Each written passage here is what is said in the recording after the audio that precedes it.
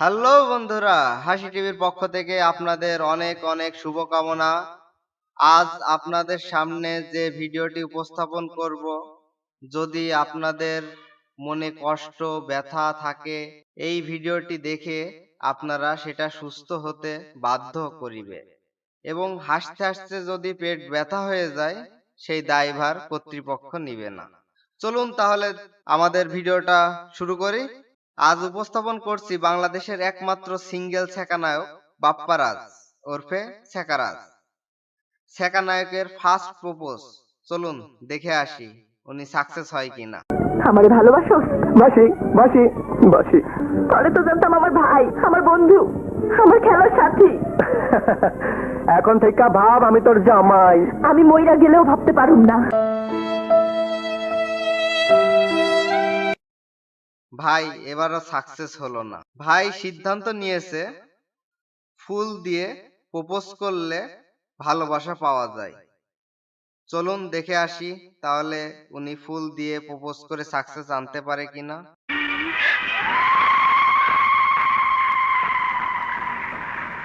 তুমি একটা ফুল নিতে চেয়েছিলে, আমি তোমার জন্য অনেক ফুল নিয়ে এসেছি। কেন?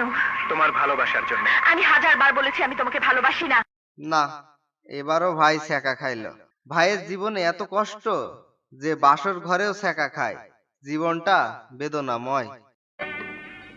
কাজল, না না, দয়া লাগে আমাকে স্পর্শ করবেন না, আমি বিবাহিতা। কিন্তু কিন্তু এখন তো আপনার সাথে আমার বিয়ে হয়ে গেছে। না না, হয়নি, কারণ বিয়ের কবুল আমি উচ্চারণ করিনি। তাহলে তাহলে কেন তোমরা সবাই মিলে আমার সাথে এমন প্রতারণা করলে?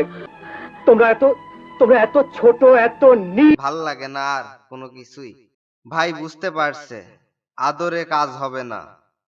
এইবার ভালোবাসা আদায় করার জন্য শক্তি ব্যয় করবে আমাদের ছ্যাঁকা নায়ক বাপ্পারাজ। চলুন দেখে আসি তার শক্তি ব্যয়ের অফার। তুমি আমার মনে ভালোবাসার জন্ম দিয়েছো।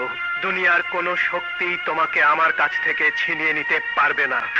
না, ও কথা আপনি বলবেন না। প্লিজ, আপনি আমাকে ক্ষমা করে দেবেন।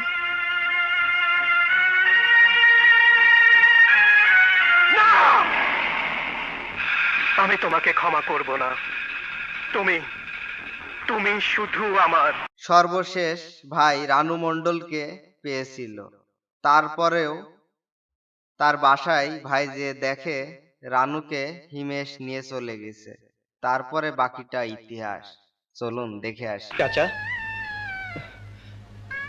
চাচা, বাড়িঘর এত সাজানো কেন? আর হেনা কোথায়? হেনার বিয়ে হয়ে গেছে। না না, হেনার বিয়ে হতে পারে না। আমি বিশ্বাস করি না। আমি বিশ্বাস করি না। আমি বিশ্বাস করি না। হেনার বিয়ে হতে পারে না, পারে না। ঘুমাতে পারি না সারা রাত ধরে, বুকের ভিতর হাহাকার করে।